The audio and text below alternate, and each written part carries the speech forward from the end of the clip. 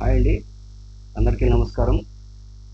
రీసెంట్గా Andhra Pradesh public service commission వారు forest beat officer and assistant beat ఆఫీసర్కి సంబంధించినటువంటి నోటిఫికేషన్ త్వరలో రాబోతుంది. దానికి సంబంధించినటువంటి సిలబస్ని రిలీజ్ చేశారు. దీనిలో ఫారెస్ట్ బీట్ ఆఫీసర్కి సంబంధించి అలాగే అసిస్టెంట్ బీట్ ఆఫీసర్కి సంబంధించి 691 వేకెన్సీలు, అలాగే ఫారెస్ట్ సెక్షన్ ఆఫీసర్కి సంబంధించినటువంటి 100 వేకెన్సీలు 100 వేకెన్సీలు ఉన్నట్టు. దానికి త్వరలోనే జూలై 15 తర్వాత స్క్రీనింగ్ టెస్ట్ అనేది నిర్వహించడం జరుగుతుంది. దానికి సంబంధించినటువంటి సిలబస్ని ఇస్తున్నాం అనేసి ఆ సిలబస్ని వాళ్ళు పబ్లిష్ చేయడం అనేది జరిగింది. ఇక్కడ ఫారెస్ట్ బీట్ ఆఫీసర్కి అలాగే అసిస్టెంట్ బీట్ ఆఫీసర్కి సంబంధించినటువంటి ఎడ్యుకేషనల్ క్వాలిఫికేషన్ మనం చూసినట్లయితే దానికి ఇంటర్మీడియట్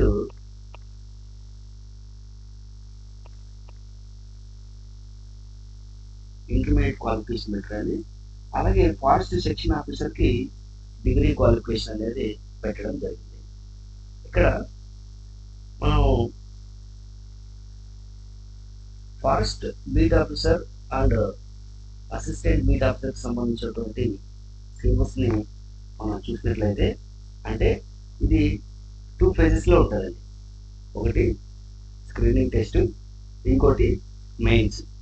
స్క్రీనింగ్లో క్వాలిఫై అయిన వాళ్ళని మెయిన్స్కి పిలవడం జరుగుతుంది. ఇక్కడ 1:12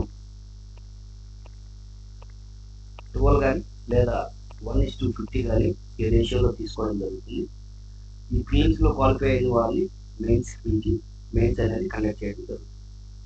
ఇక్కడ వాళ్ళు ఇచ్చేటువంటి సిలబస్ ఫారెస్ట్ బీట్ ఆఫీసర్కి అలాగే అసిస్టెంట్ బీట్ ఆఫీసర్కి సంబంధించినటువంటి సిలబస్ని ఎలా ఇచ్చారంటే, ఇక్కడ స్క్రీనింగ్ టెస్ట్ సిలబస్ని మనం ఒకసారి చూద్దాం. స్క్రీనింగ్ టెస్ట్కి సంబంధించినటువంటి సిలబస్ మొత్తం 150 మార్కులు ఉంటుంది. అందులో 2 సెక్షన్స్ ఇచ్చారు. ఒకటి general studies and mental ability. దీనికి నెంబర్ ఆఫ్ క్వశ్చన్స్ వచ్చి 75 ఇచ్చారు, 75 మార్క్స్ ఇచ్చారు. అలాగే సెక్షన్ పార్ట్ బిలో general science and general mathematics, దీనికి సంబంధించినటువంటి 75 క్వశ్చన్స్ అలాగే 75 మార్క్స్ ఇచ్చారండి.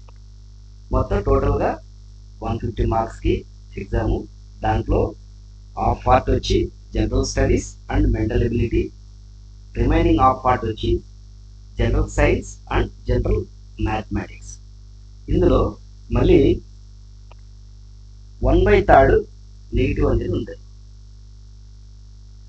150 మార్క్స్ మొత్తం దాంట్లో మనం ఏదైనా మిస్టేక్ పెట్టినట్లయితే 1/3 అనేది తీసేయడం జరుగుతుంది. ఇక్కడ వాళ్ళు ఇచ్చినటువంటి సిలబస్ని మనం ఒకసారి చూస్తే, జనరల్ స్టడీస్ అండ్ మెంటల్ ఎబిలిటీలో ఫస్ట్ జనరల్ సైన్స్ ఇచ్చారు. ఫస్ట్ వచ్చి జనరల్ సైన్స్ ఇవ్వడం జరిగింది. ఇందులో contemporary developments in science and technology and their implications including matters of everyday observation and experience as may expected of individual who has passed intermediate and not made a special study of scientific discipline. యాక్చువల్గా మనం intermediate స్థాయిలో ఏదైతే science ఉంటుందో ఆ సైన్స్ని మనం చదువుకుంటే సరిపోతుంది. Intermediate దాటి అడిగేటటువంటి అవకాశాలు అయితే లేవు. ఇక్కడ జనరల్ సైన్స్ని ఒక పార్ట్గా ఇక్కడ సిలబస్లో మెన్షన్ చేయడం జరిగింది. నెక్స్ట్ కరెంట్ అఫైర్స్ని ఇంటర్నేషనల్ ఇంపార్టెన్స్ అలాగే స్టేట్ ఆఫ్ ఆంధ్రప్రదేశ్ సంబంధించినటువంటి నేషనల్ ఇంపార్టెన్స్ మరియు స్టేట్ ఆఫ్ ఆంధ్రప్రదేశ్ అంటే జాతీయ మరియు ఆంధ్రప్రదేశ్ సంబంధించినటువంటి వర్తమాన అంశాలు ఏవైతే ఉన్నాయో వాటిని కరెంట్ అఫైర్స్ అంటారు. వాటిని కూడా సిలబస్లో మెన్షన్ చేయడం జరిగింది. నెక్స్ట్ థర్డ్ వన్ వచ్చి history of India. Emphasis will be on the broad general understanding of the subject and its social, economic, cultural, political aspects with focus of Andhra Pradesh and Indian nation movement. ఇక్కడ ఆంధ్రప్రదేశ్ సంబంధించి అలాగే స్పెషల్గా ఆంధ్రప్రదేశ్ సంబంధించినటువంటి history పైన, అలాగే national movement జాతీయ ఉద్యమం పైన కూడా ప్రశ్నలు ఉంటాయని సిలబస్లో వాళ్ళు క్లియర్గా మెన్షన్ చేయడం జరిగింది. ఇక్కడ హిస్టరీ ఆఫ్ ఇండియా అంటే మనకు Asian history, medieval history, modern history 3 parts వస్తాయి. అలాగే స్పెషల్గా ఈ ఏషియంట్ కానీ, మిడివల్ కానీ, మోడర్న్ కానీ ఏదైతే ఆంధ్రప్రదేశ్ రిలేటెడ్ హిస్టరీ ఉందో దానికి సంబంధించినటువంటి అంశాలు అడిగేటటువంటి అవకాశం ఉంది. అలాగే ఇండియన్ నేషనల్ మూమెంట్, భారత జాతీయ ఉద్యమం ఇక్కడ స్పెషల్గా మెన్షన్ చేశాడు. భారత జాతీయ ఉద్యమం ఈ పీరియడ్ వచ్చి 1857 నుండి 1947 వరకు ఏవైతే ఈవెంట్స్, సంఘటనలు అనేవి ఉంటాయో ఇవన్నీ కూడా ఇండియన్ నేషనల్ మూమెంట్కి వస్తాయి. సో ఇండియన్ నేషనల్ మూమెంట్ని మనం 1857 నుండి 1947 వరకు చదువుకోవాలి. Next geography of India with a focus on Andhra Pradesh state.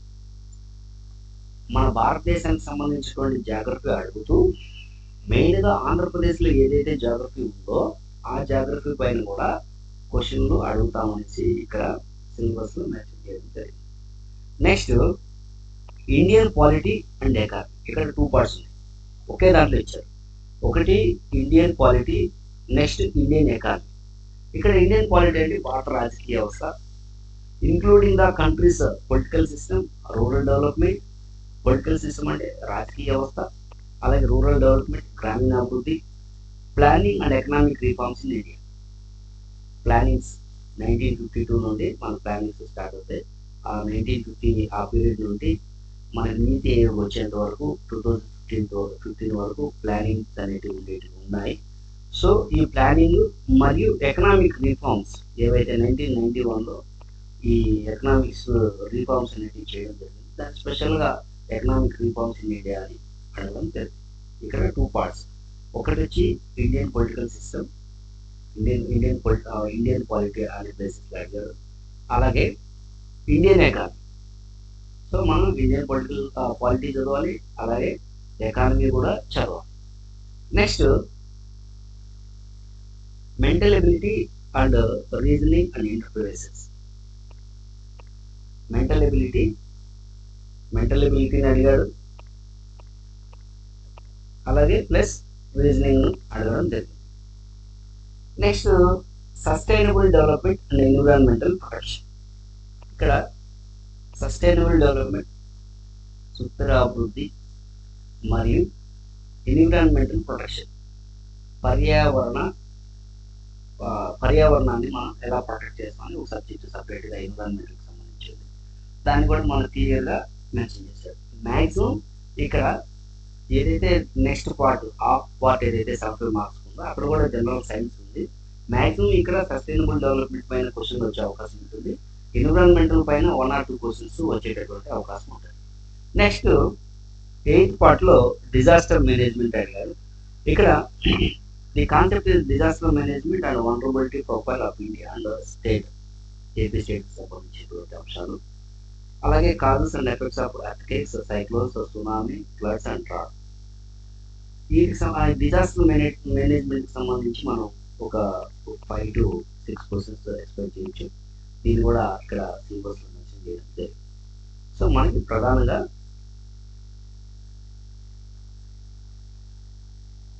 Part 1లో, part ఏలో general science, current affairs, history of India including Indian national movement, geography of India and AP, Indian polity and Indian economy, అలాగే mental ability and reasoning, అలాగే sustainable development and environmental protection, పర్యావరణ పరిరక్షణ, అలాగే disaster management. ఈ 8 పార్ట్స్కి సంబంధించినటువంటి అంశాలను ఇక్కడ part A కింద అడగడం జరిగింది, అంటే ఆ సిలబస్లో ఇవ్వడం జరిగింది.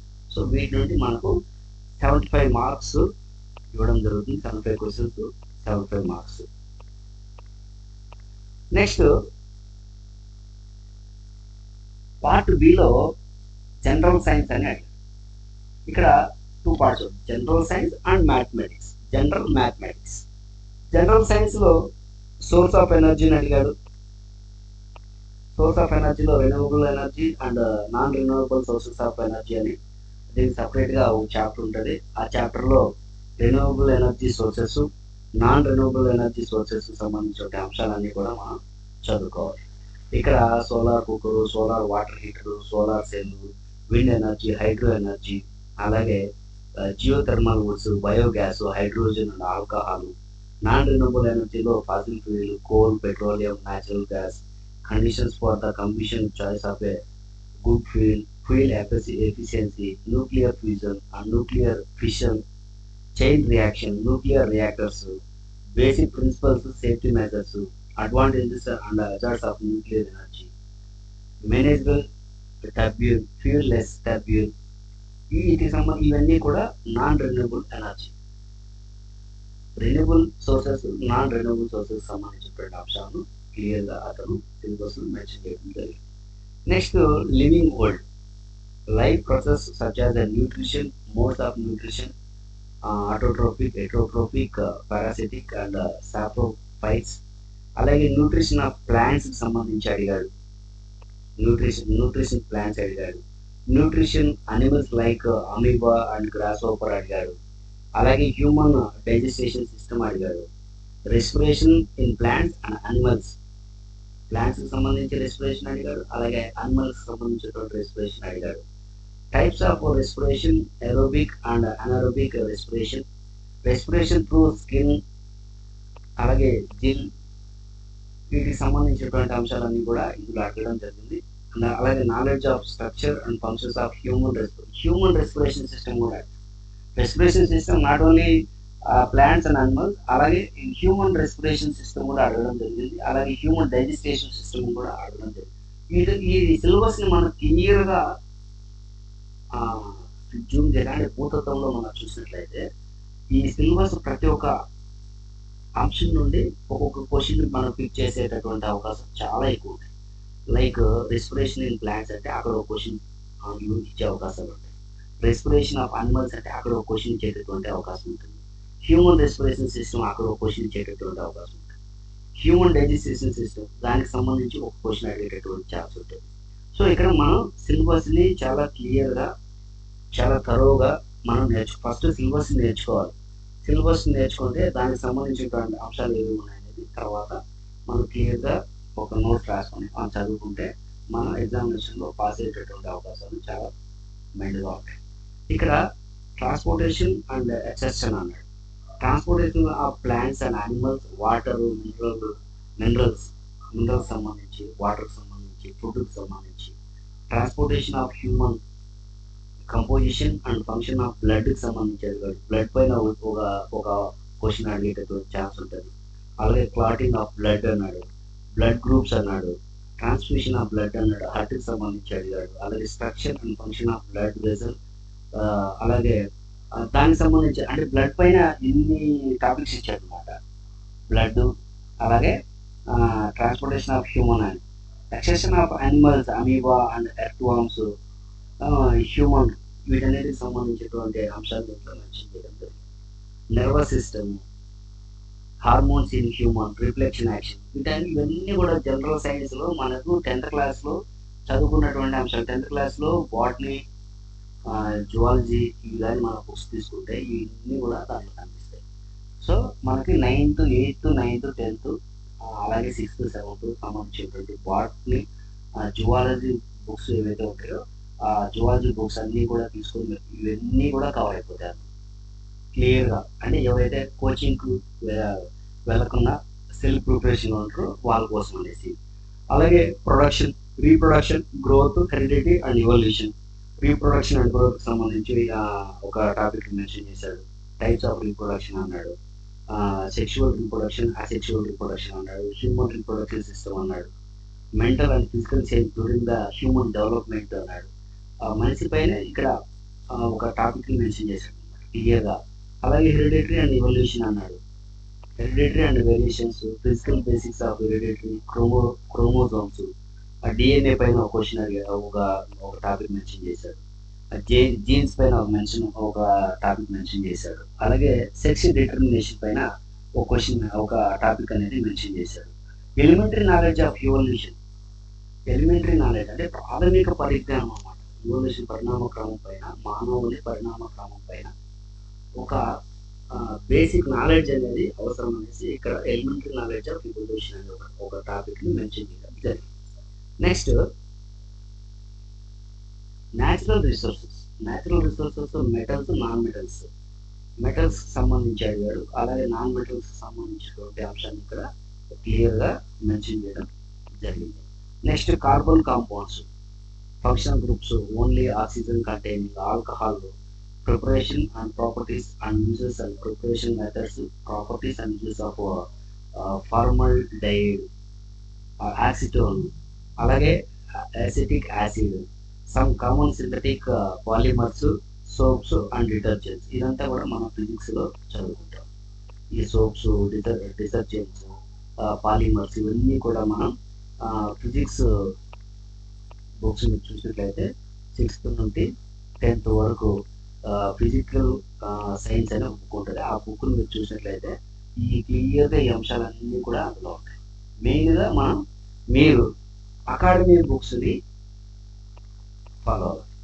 అది కూడా 6th to 10th ఏవైతే సైన్స్ బుక్స్ ఉంటాయో ఆ సైన్స్ బుక్స్ క్లియర్గా చదివి ఈ 75 మార్క్స్కి 75 మార్క్స్లో హాఫ్ పార్ట్ వచ్చి జనరల్ సైన్స్, హాఫ్ పార్ట్ వచ్చి మ్యాథమెటిక్స్. కాబట్టి దీంట్లో 35 నుండి 40 క్వశ్చన్స్ వరకు అడిగే అవకాశం ఉంటుంది.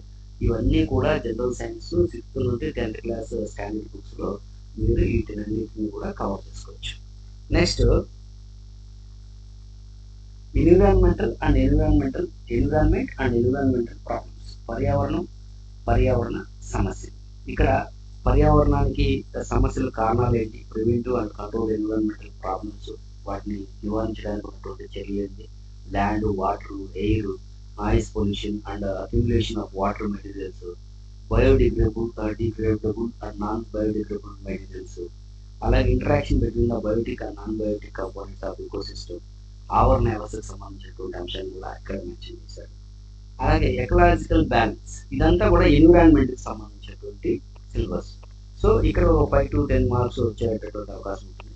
దీనికి సపరేట్ గా మార్కెట్ లో ఎన్విరాన్మెంటల్ కు సంబంధించి ప్రసన్న కృష్ణ సార్ బుక్ కానీ లేదా అనిల్ సార్ బుక్ కానీ ఇవి క్లియర్ గా దొరుకుతాయి. సో వాటిని తీసుకొని చదివితే సరిపోతుంది. ఇక్కడ కొన్ని క్లియర్ గా రెయిన్ వాటర్ హార్వెస్టింగ్ సిస్టమ్, అలాగే ground water recharging, conservation of forest, అలాగే green house effect, global warming, ozone layer depletion, acid rain, ఇవన్నీ కూడా ప్రతి ఒక్క టాపిక్ లో ఒక క్వశ్చన్ అడిగేటటువంటి అవకాశాలు ఉంటాయి అన్నమాట. సో మనం ఫస్ట్ ఆఫ్ ఆల్ మీరు ఆ సిలబస్ ని దగ్గర పెట్టుకొని సిలబస్ ని బాగా నేర్చుకోవాలి. ఒక 1 week టైం తీసుకున్నా పర్లేదు, కానీ ఆ సిలబస్ లో ఏ ఒక్క వర్డ్, ఏ ఒక్క లెటర్ మిస్ కాకుండా ఆ సిలబస్ అంతా కూడా మన మైండ్ లో ఉంటే ఏ సిలబస్ లో ఏ టాపిక్ లో క్వశ్చన్ అడిగినా కూడా మనం దాన్ని చదువుకొని ఆ ఆన్సర్ చేయి, పలానా టాపిక్ లో అడిగారు, పలానా టాపిక్ మనం చదువుకున్నాం, ఆన్సర్ చేయగలిగేటటువంటి కెపాసిటీ అనేది వస్తుంది. ఫస్ట్ ఆఫ్ ఆల్ మనం సిలబస్, ఏ ఎగ్జామ్ అయినా సిలబస్ ని క్లియర్ గా చదువుకోవాలి. నెక్స్ట్ సపరేట్ గా ఎంతో బాటనీ అని అడిగాడు అనమాట. అంటే సీజనల్ ప్లాంట్స్, పెరినియల్ ప్లాంట్స్ అని ఇక్కడ 2 types ప్లాంట్స్ అడిగాడు. ప్లాంట్స్ కి సంబంధించిన డేటా కూడా ఇచ్చాడు. సో వీటి నుండి మనం ఒక 3 to 5 క్వశ్చన్స్ ఎక్స్పెక్ట్ చేయొచ్చు. వీటికి సంబంధించి మెడిసినల్ ప్లాంట్స్,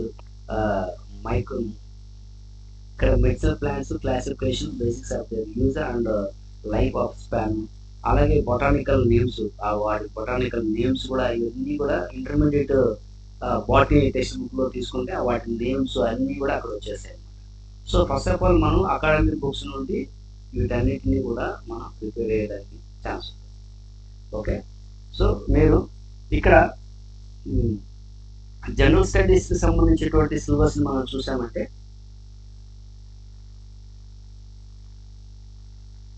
జనరల్ సైన్స్ మీరు ఏదైతే 6th నుండి 10th వరకు ఈ జనరల్ సైన్స్ బుక్స్ ఏవైతే ఉన్నాయో చదువుతారో అవి మ్యాక్సిమం సరిపోతుంది. అక్కడ నుండి మనం ఆ ప్రిపరేషన్ అక్కడ పూర్తిగా కవర్ చేయొచ్చు. Next current affairs and current ఈవెంట్స్కి సంబంధించి ఏదైనా మ్యాగజైన్ లేదా డైలీ న్యూస్ పేపర్ చదవలేకపోతే ఏదైనా మంత్లీ మ్యాగజైన్ చదువుకుంటే షైన్ ఇండియా కానీ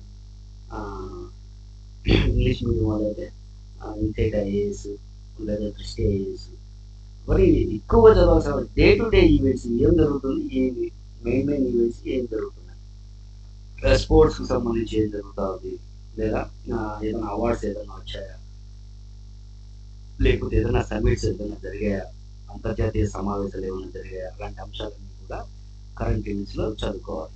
నెక్స్ట్ హిస్టరీ ఆఫ్ ఇండియాకి మన ఇంగ్లీష్ మీడియం అయితే స్పెక్ట్రమ్ చదువుకుంటే సరిపోతుంది. ఇంగ్లీష్ మీడియం చదవలేకపోతే ఒక సిఎన్ఐఎస్ఆర్ బుక్ ఉంటుంది మార్కెట్లో, భారతదేశ చరిత్ర అని, అది తీసుకోండి. లేదా జోగినాయుడు అని ఒక బుక్ ఉంటుంది భారతదేశ చరిత్ర అని, అది తీసుకోండి. ఆ రెండు సరిపోతాయి. లేదా కరీం సార్ బుక్ కూడా బాగుంటుంది, అది స్టోరీ టైప్లో ఉంటుంది.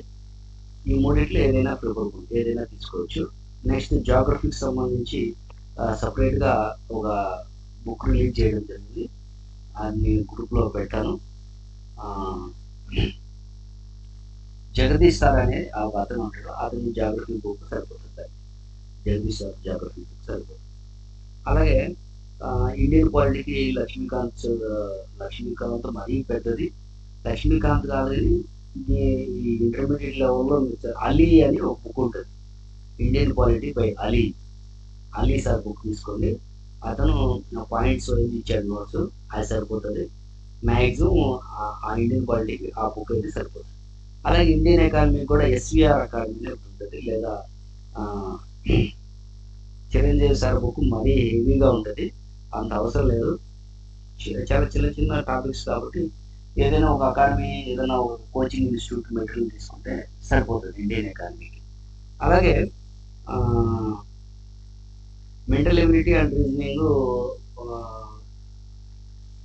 మెంటల్ ఎబిలిటీకి వచ్చి పుష్పాల శ్రీధర్ అతని పేరు, ఆ బుక్ సరిపోతుంది.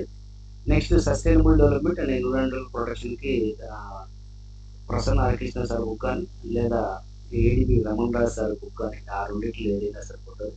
డిజాస్టర్ మేనేజ్మెంట్కి సంబంధించి ఏడిబి రమణ్ రాజ్ బుక్ తీసుకుంటే సఫిషియెంట్. వీటిల్లో మనీ ఎక్కువగా చదవకుండా మనం ఫండమెంటల్ నాలెడ్జ్ కావాలి మెయిన్గా. ఇంటర్మీడియట్ లెవెల్లో మరీ గ్రూప్ 2 లెవెల్లోనూ గ్రూప్ 1 లెవెల్లోనూ అడిగే సిచ్యువేషన్ అయితే ఉండదు, కానీ మన ఇంటర్మీడియట్ స్థాయిలో ఎలాంటి క్వశ్చన్లు అడుగుతారో అంతవరకు నాలెడ్జ్ ఉంటే సరిపోతుంది. మనకి దానికి ఫండమెంటల్ నాలెడ్జ్ అనేది అవసరం. ఫండమెంటల్ నాలెడ్జ్ ఉంటే సరిపోతుంది, ప్రాథమిక పరిజ్ఞానం, ఆ సబ్జెక్టు పైన ప్రాథమిక పరిజ్ఞానం ఉంటే సరిపోతుంది. నెక్స్ట్ సైన్స్ అండ్ టెక్నాలజీ, సైన్స్కి సంబంధించి మీరు సైన్స్ 6th to 10th వరకు ఉన్నటువంటి బుక్స్ తీసుకుంటే సరిపోతుంది. నెక్స్ట్ జనరల్ మ్యాథమెటిక్స్ అని పార్ట్ బిలో 35 మార్క్స్ 35 to 40 మార్క్స్ అడిగేటటువంటి ఛాన్స్ ఉంటుంది. దాంట్లో అర్థమెటిక్ అడిగాడు, number system, rational and real numbers అడిగాడు, fundamental operations, addition, subtraction, multiplication, division, square roots, decimal fractions అడిగాడు. అలాగే unitary and methods, time and distance, time and work, percentages, application to simple and compound interest పైన అడిగాడు, profit and loss పైన అడిగాడు, ratio and ప్రొపరేషన్ పైన అడిగాడు. So ఇవన్నీ కూడా సిలబస్లో మెన్షన్ చేశాడు. ప్రతి ఒక్క టాపిక్ పైన ఒక్కొక్క క్వశ్చన్ అడిగేటటువంటి ఛాన్స్ డెఫినెట్గా ఉంటుంది. అలాగే elementary number theory, division algorithm, prime and composite numbers, test of divisibility 2, 3, 4, 5, 6, 5, 9 and 11. అలాగే మల్టిపుల్స్ అండ్ ఫ్యాక్టర్స్, వీటి ఎస్సిఎం అండ్ ఎల్సిఎం, వీటికి సంబంధించి జనరల్ మ్యాథమెటిక్స్ ఇదంతా కూడా అర్థమెటిక్లో. సో ఇవి ఒక ఏదైనా మంచి మెటీరియల్ తీసుకొని పుష్పాల శివాజీ తీసుకుంటే సరిపోతుంది అర్థమెటిక్స్ సంబంధించి, లేదా ఏదైనా ఇన్స్టిట్యూట్ మెటీరియల్ తీసుకుంటే సరిపోతుంది. దీంట్లో జామెట్రీ, స్టాటిస్టిక్స్, జామెట్రీ కొంచెం డిఫికల్ట్గా ఉంటుంది. అందులో అయితే జనరల్ అర్థమెటిక్ అయితే బాగానే ఉంటుంది. Geometry, lines and angles, plane and plane figures ఇవన్నీ కూడా అడిగాడు. దీంట్లో థియరమ్స్ అడిగాడు. స్టాటిస్టిక్స్లో ఒక 5 to 5 క్వశ్చన్స్ అడిగేటటువంటి ఛాన్స్ ఉంటుంది. సో దీనికి సంబంధించి పుష్పాల శివాజీ అనే అతని బుక్ ఉంటుంది, అతని బుక్ తీసుకుంటే సరిపోతుంది మ్యాక్సిమం. సో ఇదండి, ఇందులో మొత్తం 691 + 100 మొత్తం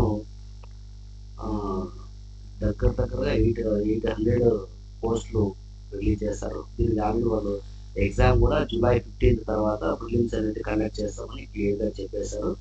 సో మీరు ఇంకా ప్రిపరేషన్ ఆల్రెడీ చేస్తున్న వాళ్ళు, ఇంకా చేసేవాళ్ళు కూడా ఇప్పుడు నుండి బాగా ప్రిపేర్ అయితే ప్రిలిమ్స్ ఎగ్జామ్ క్లియర్ అయితే మెయిన్స్కి ఇంకా కొంచెం టైం ఉంటుంది. నీట్గా చదువుకొని forest beat officer, assistant section officer, forest section officer అయ్యేదానికి అవకాశాలు ఉంటాయి. సో దీనికి సంబంధించి మా ఎస్ఆర్ టార్గెట్ అకాడమీలో ఇక్కడ మేము జనరల్ స్టడీస్ సంబంధించినటువంటి అంశాలన్నీ కూడా డైలీ అప్డేట్ చేస్తూ ఉంటాం. వాటిని చూస్తూ మీరు ఏదైనా మీకు సంబంధించి మీకు ఏదైనా కావాలనుకుంటే ఆ నోట్స్ రాసుకోండి. మ్యాక్సిమం ఒక కవర్ అయ్యేటువంటి అవకాశాలు అయితే చాలా ఉంటాయి. అన్ని సబ్జెక్ట్స్ చెప్పడం జరుగుతుంది. సో వాటిలో మీకు ముఖ్యమైన పాయింట్స్ రాసుకోండి, యూజ్ చేసుకోండి. థ్యాంక్ యూ అండి. మీరు దీన్ని మీ ఫ్రెండ్స్కి కూడా షేర్ చేయండి. ఎవరైతే ఈ ఫారెస్ట్ బీట్ ఆఫీసర్, సెక్షన్ ఆఫీసర్కి, అసిస్టెంట్ బీట్ ఆఫీసర్కి ప్రిపేర్ అవుతూ ఉంటారో వాళ్ళందరికీ కూడా ఈ ఛానల్ని సజెస్ట్ చేయండి. థ్యాంక్ యూ అండి. Thank you very much.